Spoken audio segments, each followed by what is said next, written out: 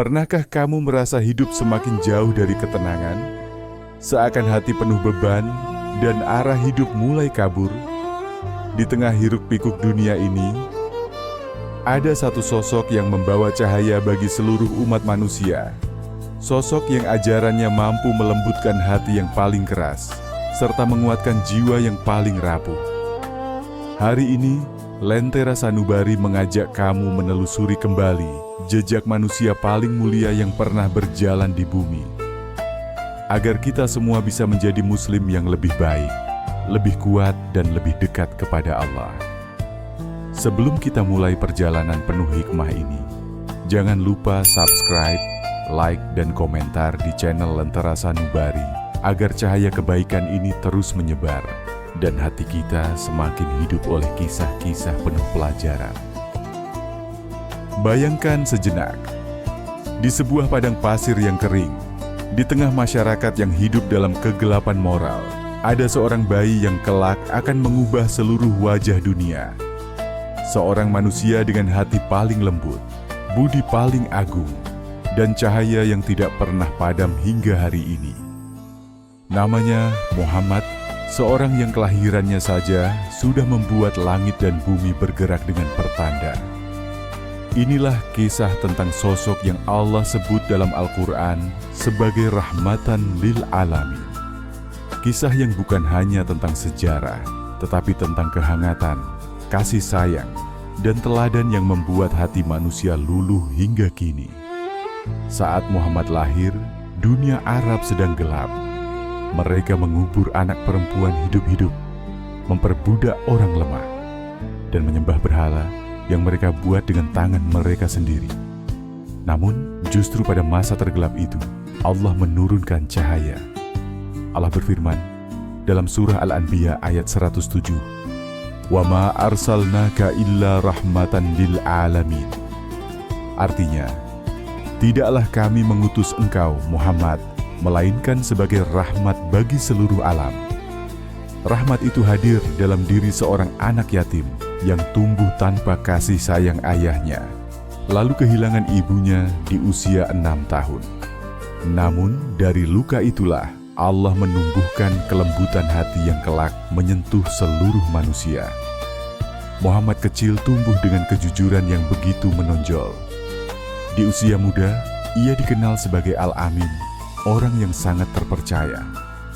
Ia tidak pernah menyakiti, tidak pernah memaki, tidak pernah memanfaatkan orang lain demi kepentingan pribadi. Semua orang tahu bahwa jika mereka menitipkan harta pada Muhammad, maka itu lebih aman daripada disimpan di rumah mereka sendiri. Meski hidup dalam kerasnya padang pasir, hatinya tetap seputih awan yang melayang di atas Mekah. Saat usia 40 tahun, ketika ia merenung di Gua Hira, sebuah peristiwa mengubah segalanya. Jibril datang membawa wahyu, memeluknya dengan cahaya, dan mengucapkan perintah yang mengguncang dunia. Iqra, bacalah. Dari satu kata itu, sebuah peradaban bangkit. Dari satu kata itu, manusia yang tidak pernah belajar membaca diangkat, menjadi guru bagi seluruh umat manusia. Allah berfirman dalam surah Al-Alaq ayat 1, "Iqra bismi rabbikal ladzi khalaq." Bacalah dengan nama Tuhanmu yang menciptakan. Setelah menerima wahyu pertama, kehidupan Muhammad tidak lagi sama. Ia membawa pesan tauhid, sebuah ajakan lembut namun tegas agar manusia kembali kepada Allah. Namun orang-orang kafir Quraisy menganggap ajaran itu ancaman. Mereka mencaci, memukul, melempar kotoran, bahkan berencana membunuhnya. Namun dalam semua penderitaan itu, Muhammad tidak pernah membalas dengan kemarahan. Ia hanya berdoa, "Ya Allah, berilah hidayah kepada kaumku, karena mereka tidak mengetahui." Doa itu menjadi bukti cinta yang tak terbatas. Cinta yang tetap mengalir bahkan ketika dibalas dengan kebencian. Salah satu kisah yang paling mengharukan adalah ketika seorang wanita tua yang setiap hari melemparkan sampah ke punggung Nabi. Namun suatu hari, wanita itu tidak muncul. Muhammad tidak merasakan marah ataupun puas. ia justru khawatir. Ia menanyakan kabar wanita tersebut kepada tetangganya. Ketika mengetahui wanita itu sedang sakit, Nabi Muhammad langsung menuju rumahnya untuk menjenguknya. Dengan suara lembut ia berkata, "Aku datang karena aku mendengar engkau sakit." Wanita itu menangis tercekat. Bagaimana mungkin orang yang ia hina setiap hari datang untuk menjaganya? Saat itu ia mengucapkan syahadat, "Inilah Muhammad, manusia yang memadamkan kebencian dengan kasih sayang." Namun ujian tidak berhenti. Di Taif, beliau dilempari batu hingga darah membasahi kaki beliau. Malaikat datang menawarkan kehancuran bagi kota itu. Tapi lagi-lagi Nabi menolak balasan. Ia hanya berkata, "Aku berharap dari keturunan mereka akan lahir orang-orang yang menyembah Allah." Inilah teladan terbesar dari seorang nabi yang hatinya tidak pernah menyimpan dendam. Ketika kaum Quraisy semakin menindas kaum muslimin, Allah memerintahkan mereka untuk hijrah ke Madinah. Perjalanan itu bukan sekadar perpindahan, tapi awal dari lahirnya sebuah umat. Di Madinah, Nabi memperlihatkan kecerdasan luar biasa dalam membangun masyarakat. Ia mempersaudarakan kaum Muhajirin dan Ansyar, menyatukan suku yang bermusuhan selama berabad-abad, dan membuat piagam yang mengatur seluruh penduduk Madinah, baik muslim maupun non-muslim. Semua merasa aman di bawah kepemimpinan beliau. Yang membuat hati manusia semakin terpikat adalah akhlaknya di rumah. Aisyah radhiyallahu anha pernah berkata, akhlak Nabi adalah Al-Quran. Ia membantu pekerjaan rumah, menjahit bajunya sendiri, memperbaiki sandalnya sendiri, dan selalu tersenyum kepada keluarganya. Tidak ada pemimpin di dunia yang setinggi itu kedudukannya, namun serendah itu hatinya. Itulah sifat yang membuat Allah berfirman dalam surah Al-Qalam ayat 4. Wa innaka la'ala khuluqin azim.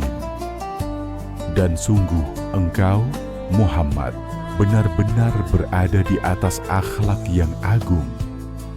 Ketika akhirnya Nabi memiliki kekuatan dan kembali ke Mekah dengan 10.000 pasukan, semua orang mengingat peristiwa kejam ketika ia diusir dari tanah kelahirannya.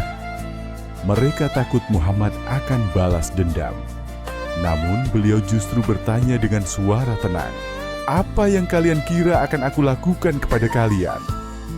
Mereka menjawab dengan suara gemetar, "Engkau adalah saudara yang mulia, anak dari saudara yang mulia." Nabi tersenyum dan berkata, "Pergilah, kalian bebas." Tidak ada penakluk dunia manapun yang seagung itu. Tidak ada kekuatan yang lebih besar daripada memaafkan ketika kau memiliki kesempatan untuk membalas. Itulah Muhammad, manusia yang mengubah gurun Arab menjadi pusat ilmu pengetahuan dunia.